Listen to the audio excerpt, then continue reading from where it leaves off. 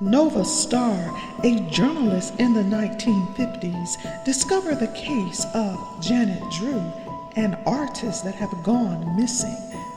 Will Nova Starr be able to put the pieces together and figure out what really happened and who is responsible? This is not a coincidence.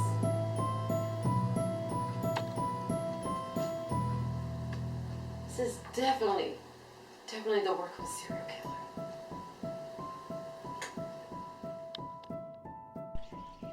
I can't believe this. I can't believe you were the one behind all of this.